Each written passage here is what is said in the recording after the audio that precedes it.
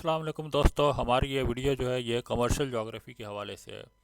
Commercial geography दो exam की होती है, एक ह्यूमन जोग्राफ़ी है और दूसरी इकोनॉमिक जोग्राफ़ी है।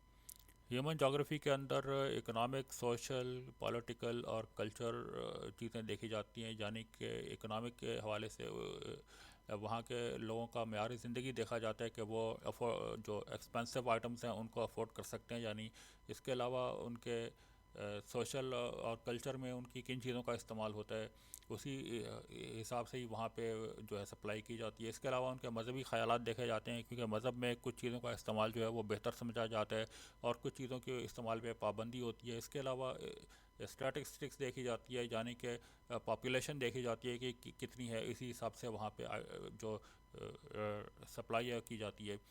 इसके अलावा इकोनॉमिक जोग्राफ़ी के अंदर वहाँ के कमर्शियल, एग्रीकल्चर, मिनरल और इंडस्ट्रियल प्रोग्रेस देखी जाती है, यानी कि जो प्रोडक्शन है एग्रीकल्चर के और इंडस्ट्रीज़ के हवाले से वो देखी जाती है कि किन चीज़ों की प्रोडक्शन वहाँ पे होती है, तो वो वहाँ से परचेज़ की जाती हैं, और जिन चीज़ों की वहाँ पे प्रोडक्शन नहीं होती है उसकी वहाँ पे सेल करने के लिए देखते हैं। इसके अलावा ट्रांसपोर्टेशन की पोजीशन देखते हैं, यानी कि जो ट्रांसपोर्टेशन के ज़राए हैं वो कौन से इस्तेमाल किए जाते हैं उस मुल्क के अंदर। अब importance of economics and commercial geography, यानी कि किन लोगों के लिए इसकी स्टडी जो है ये अहमियत रखती है। इसमें सबसे पहले तो कॉमर्स स्टूडेंट्स हैं, जिन जो इस सब्जेक्ट की स्टडी के ज़रिए एक अच्छे बिजनेसमैन, इंडस्ट्रियलिस्ट, ट्रेडर्स और बैंकर्स बन सकते हैं। ट्रेडर्स के लिए यह सब्जेक्ट इसलिए अहमियत रखता है क्योंकि इसके ज़रिए उनको मुख्तलिफ क्रॉप्स और मिनरल्स जो हैं वो कहाँ कहाँ मादनियाँ दुनिया में पाई जाती हैं, वो वहीं से ही जाके उसको परचेस कर सकते हैं। इसके अलावा इंडस्ट्रियलिस्ट को ये पता लग सकता है इसके ज़रिए कि उनको रॉ मटेरियल जो है वो कहाँ से मिल सकता है उनकी इंडस्ट्रीज़ के लिए। फार्मर्स और एग्रीकल्चर जो है वो मुख्तलिफ जो डेवलप कंट्रीज़ हैं वहाँ पे जो अपनी प्रोडक्शन को बेहतर करने के लिए जो चीज़ें इस्तेमाल कर रहे हैं वो उनका इस्तेमाल करके अपनी प्रोडक्शन को भी बेहतर कर सकते हैं। इसके अलावा इकनॉमिक्स जो हैं वो इसके ज़रिए इकोनॉमिक प्लानिंग कर सकते हैं कि दुनिया में जो वर्ल्ड रिसोर्सेज हैं वो कहाँ से उनको हासिल हो सकती हैं। बैंकर्स को इसके सब्जेक्ट के ज़रिए ये पता लग सकता है कि कौन सी ऐसी जगह हैं जहाँ पे उनको अपना पैसा इन्वेस्ट करना चाहिए। इसके अलावा जो रूलर्स हैं यानी हुक्मरान हैं उनको मुख्तलिफ़ ममालिक की एग्रीकल्चर, मिनरल्स और इंडस्ट्रियल प्रोग्रेस को वो देख सकते हैं, और जिन तरीक़ों को इस्तेमाल करते हुए मुख्तलिफ़ ममालिक ने तरक्की की है वो उन्हीं मेथड को अपने मुल्क के अंदर भी जो हुक्मरान हैं वो इस्तेमाल कर सकते हैं। अब मुख्तलिफ़ इंडस्ट्रीज़ के हवाले से बात करते हैं। इसमें सबसे पहले फ़िशरीज़ जो है, इसमें मछली जो है ये आमतौर पे हम ग़िज़ा के तौर पे इस्तेमाल कर सकते हैं, लेकिन इसका इंडस्ट्रीज़ में भी ख़ासा इस्तेमाल है। जैसे फ़िश ऑयल जो है ये मेडिसिन बनाने के लिए इस्तेमाल होता है। इसके अलावा लुब्रिकेटिंग, टैनिंग, सोप मेकिंग यानी साबुन बनाने के लिए भी इस्तेमाल होता है, और tempering of steel, gelatine, isinglass और एवरी, इन सब की प्रोडक्शन के अंदर भी ये फ़िश ऑयल जो है वो इस्तेमाल किया जाता है। इसके अलावा जो मछली की जो स्किन होती है ये भी ख़ासी अहमियत रखती है, ख़ास तौर पे जो शार्क मछली है उसकी स्किन काफ़ी एक्सपेंसिव होती है, जिससे कि लेदर वगैरह बनता है। इसके अलावा जो मछली है वो पोल्ट्री के लिए, यानी कि जो बतखें वगैरह होती हैं वो मछली काफ़ी शौक से खाती हैं, तो उनकी ग़िज़ा के तौर पे भी मछली को इस्तेमाल किया जाता है। मछली जो है ये कूल क्लाइमेट यानी ठंडे इलाकों के अंदर होती है, इसलिए जो ठंडे इलाके हैं वहाँ पे मछली खासी बड़ी मकदार में पाई जाती है। इसके अलावा कुछ ममालिक ऐसे हैं जिनकी जो लैंड है वो एग्रीकल्चर वहाँ पे, क्योंकि बंजर ज़मीनें होती हैं या वहाँ की वेदर कंडीशन ऐसी नहीं होती है कि वहाँ पे बेहतर एग्रीकल्चर वो कर सकते हैं, तो इसलिए वो लोग मछलियों के ऊपर ही ज़्यादातर उनका इन्हिसार होता है, जिनमें कि एक नॉर्वे और न्यू फाउंडलैंड जो है वहाँ पे लोग मछलियों को ही आमतौर पे ग़िज़ा के लिए और तिजारत के लिए इस्तेमाल करते हैं। इसके अलावा ये यहाँ पे इस चार्ट में ये बताया गया है कि मुख्तलिफ़ ममालिक के अंदर कितनी प्रोडक्शन होती है सालाना। इसमें चाइना जो है ये 25 मिलियन टन से जो है मछली वो वहाँ पे पकड़ते हैं। इसके अलावा पेरू के अंदर इसकी प्रोडक्शन 16 मिलियन टन है। यूएसए अमेरिका में 14 मिलियन टन, जापान में 11 मिलियन टन, चिली में 10, इंडिया में 8, थाईलैंड में 10 और पाकिस्तान में भी 7 मिलियन टन मछली पकड़ी जाती है।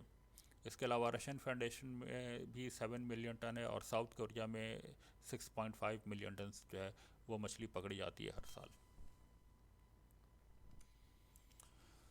अब कॉटन टेक्सटाइल इंडस्ट्री के हवाले से बात करते हैं। ये जो है कॉटन, इसके हवाले से जो हीरोडोटस एक यूनान का राइटर है, उसने सबसे पहले यूरोप के लोगों को यह बताया कि हिंदुस्तान में एक ऐसा पौधा पाया जाता है जिसके ऊपर कोई फल वगैरह नहीं उगते, लेकिन इस तरह की ऊन उगती है जो हम भेड़ की खाल से हासिल करते हैं। तो यानी कि यूरोप के लोगों को 15th सेंचुरी बिफोर क्रिस्ट, कबल 15वीं सदी कबल मसीह से पहले इस हवाले से मालूम नहीं था कि जो कपास की फसल है वो कैसी होती है। वो लोग सिर्फ भेड़ की खाल से जो ऊन उतरती है उसी को इस्तेमाल करते थे। लेकिन जब हीरोडोटस ने उनको इसके हवाले से ये बताया कि हिंदुस्तान में इसी तरीके से कपड़ा बनता है, तो फिर उन लोगों ने इसका इस्तेमाल किया था।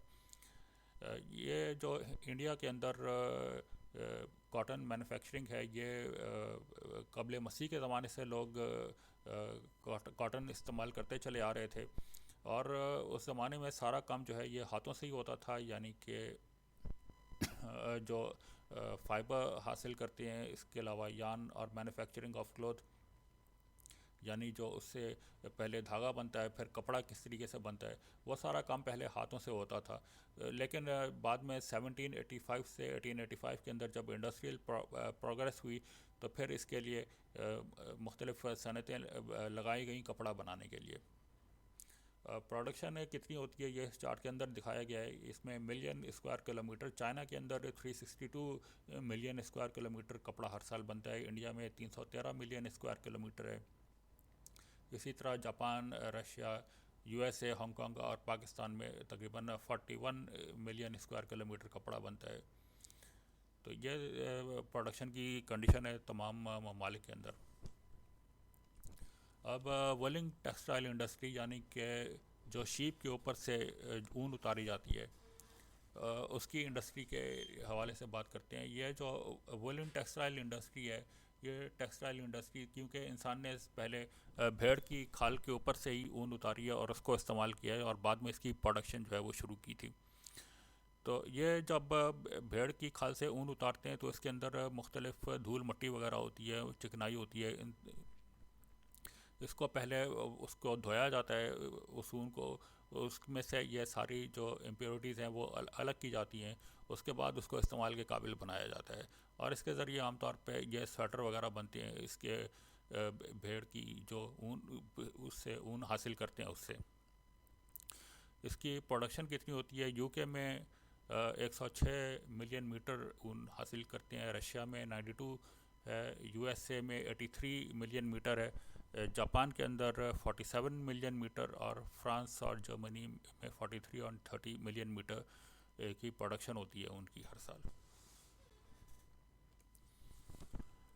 अब शुगर कैन के हवाले से, यानी चीनी जो है उसकी सनत के हवाले से बात करते हैं। चीनी जो हम इस वक्त इस्तेमाल कर रहे हैं, इसका इस्तेमाल 15वीं सदी ईस्वी से शुरू हुआ है। यानी उस वक्त चीनी के कारखाने जो हैं वो लगाए गए थे, जबकि उससे पहले गुड़ और शक्कर वगैरह को मिठास के लिए इस्तेमाल करते थे। ये जो शुगर कैन यानी गन्ने की फसल है, ये हिंदुस्तान में तो ज़माने कबल मसीह से इस्तेमाल कर रहे थे और अरबों ने इसको मिस्र में और अफ्रीका में इंट्रोड्यूस करवाया था। यानी कि यहाँ से हिंदुस्तान से ये गुड़ शक्कर वगैरह ख़रीदते थे और वहाँ पे ले जाके बेचते थे। और फिर इसका इस्तेमाल जो है ये वेस्ट इंडीज़ और ब्राज़ील में भी स्टार्ट हुआ है। तो जब सिकंदर आज़म अपनी फ़ौज लेके पाकिस्तानी और इंडिया के इलाके में आया था, तो उस वक़्त उसके लश्कर में जो लिखारी थे, जो राइटर्स वगैरह थे, उन्होंने ये अपनी किताबों में लिखा कि हिंदुस्तान में, इंडिया में हमने एक ऐसा ठोस शहद खाया है जो किसी मतलब शहद की मक्खियों से ने नहीं बनाया था, बल्कि उसको ज़मीन की से उन्होंने हासिल किया है, ज़मीन से उसकी पैदावार होती है। तो ये इसके बारे में जो है, ये यूरोप के लोगों को उसके बाद, यानी सिकंदर आज़म की हिंदुस्तान आमद के बाद पता चला था। उससे पहले ये लोग सिर्फ शहद की मक्खियों के छत्तों से जो है वो शहद हासिल करते थे और उसी सी मिठाइयाँ वगैरह बनाते थे। लेकिन उसके बाद हिंदुस्तान से इसका तरीक़ाकार उन लोगों ने जो है वो हासिल किया और उसके बाद इसकी अपने ममालिक के अंदर फिर प्रोडक्शन स्टार्ट की है। तो ग्रीक फिजिशियन जो हैं, यानी कि जो यूनान के हकीम होते थे, वो इसको अपनी दवाइयों में भी उन्होंने इसका इस्तेमाल किया, क्योंकि दवाइयों में जो कड़वाहट होती है उसको ख़त्म करने के लिए ऊपर शक्कर की कोटिंग की जाती है। आजकल भी उसकी चीनी की कोटिंग जो है वो मुख्तलिफ़ मेडिसिन्स के अंदर करते हैं, ताकि उसकी जो कड़वाहट है उसको छुपाया जाए, उसको अंदर कर देते हैं और ऊपर चीनी की कोटिंग करते हैं, जिससे दवाइयों के अंदर मिठास आती है। इस चीज़ को ये जो यूनान के हकीम है, पहले इसको इंडियन सॉल्ट का नाम देते थे, यानी हिंदुस्तानी नमक कहते थे चीनी को वो लोग। अब इसकी प्रोडक्शन कितनी होती है, ये इस चार्ट के अंदर दिखाया गया है कि ब्राज़ील में सबसे ज़्यादा चीनी की प्रोडक्शन होती है। तकरीबन 30 मिलियन टन्स जो है ये ब्राज़ील में चीनी की पैदावार होती है। इसके अलावा यूरोप में 22 मिलियन टन है, इंडिया में 20 मिलियन टन, चाइना में 10 मिलियन टन होती है, यूएसए में 7 मिलियन टन है, मैक्सिको में 6 मिलियन टन और साउथ अफ्रीका में 5.7 मिलियन टन की प्रोडक्शन हर साल होती है चीनी की।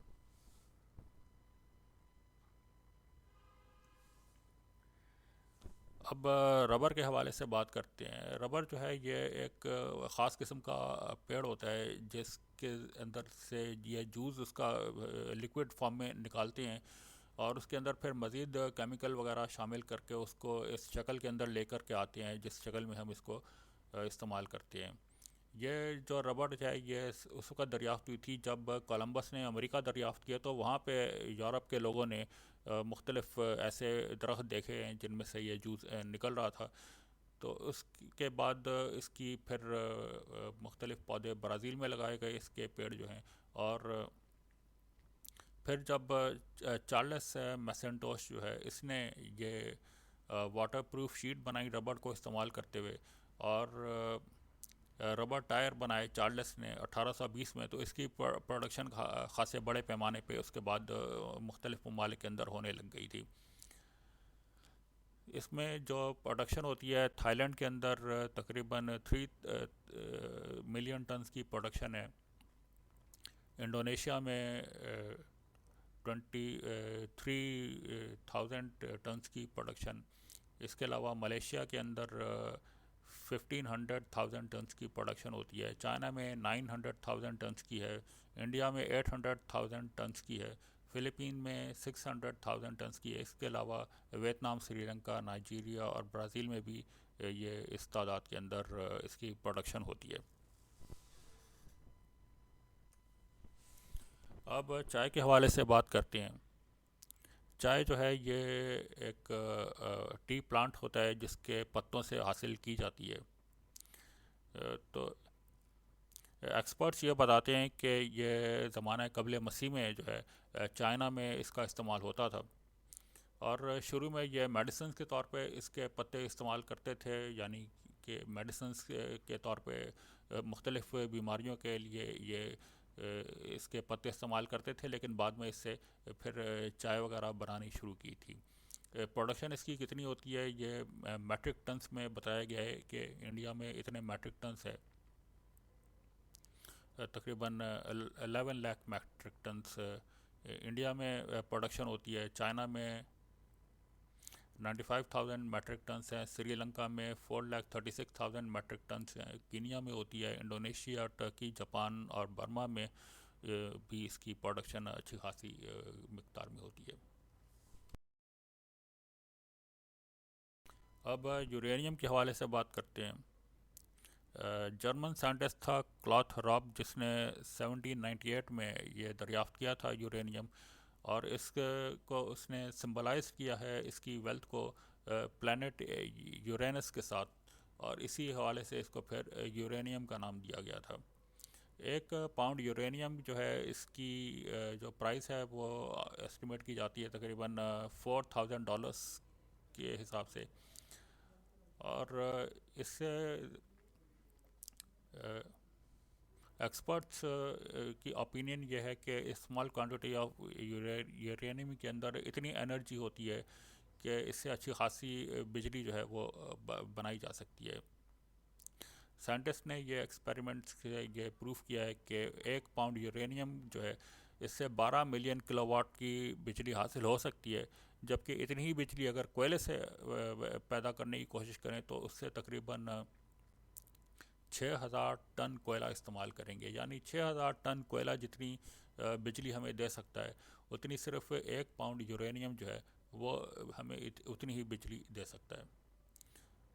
इसकी प्रोडक्शन कितनी होती है? कनाडा में 11000 टन की प्रोडक्शन है, ऑस्ट्रेलिया में 9000 टन की है, कजाकिस्तान में 4000 टन की है, रशिया में 3400 टन की है, नमीबिया में है, और नाइजर में भी इसकी प्रोडक्शन होती है।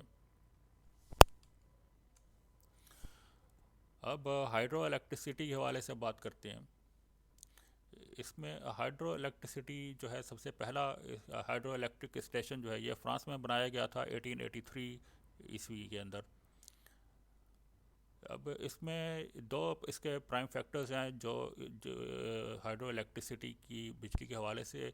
इसमें एक क्वांटिटी ऑफ वाटर देखा जाता है, यानी कितना पानी मौजूद है वहाँ पे उस इलाके में, और कितनी बुलंदी के ऊपर है। यानी जितना पानी होगा और जितनी बुलंदी पे होगा, उससे उतनी ही ज़्यादा बिजली की पैदावार हासिल हो सकती है।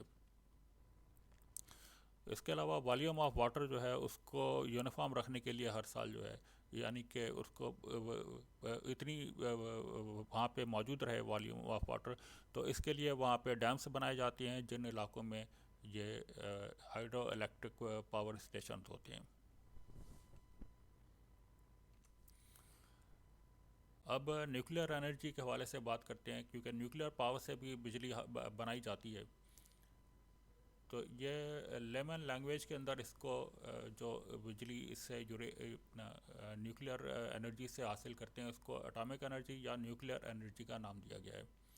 1957 में पहला एटॉमिक पावर स्टेशन जो है, ये कमर्शियल बुनियादों पे रशिया में बनाया गया था, जहाँ से 5000 किलोवाट की इलेक्ट्रिसिटी जो है वो बनाई जाती है।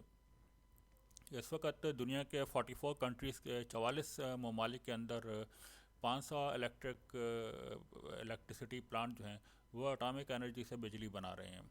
लेकिन इसमें कुछ नेगेटिव पॉइंट भी होता है, जैसे कि एक्सीडेंट हुआ था एक अमेरिका में 1979 में। इसके अलावा चेरनोबिल का जो रशिया में 1986 में एक तबाह हुआ था उनका एटॉमिक पावर प्लांट। इससे लोगों के जहनों में इसके हवाले से कुछ मनफी ख्यालात भी पाए जाते हैं, यानी कि इससे जो है वो काफ़ी नेगेटिव असरात लोगों के जहनों में पड़े थे। एटॉमिक पावर से, न्यूक्लियर पावर से बिजली बनाने के हवाले से लोगों ने कहा कि ये बेहतर, इसका इस्तेमाल जो है वो ज़्यादा मुनासिब नहीं है। अब कमर्शियल जोग्राफ़ी के हवाले से तमाम टॉपिक जो है यहाँ पे कंप्लीट हुआ है। आप लोगों के अगर कोई क्वेश्चन वगैरह आपके जहनों में इसके हवाले से पाए जाते हैं तो कमेंट सेक्शन में जो है अपनी राय का इज़हार कर सकते हैं।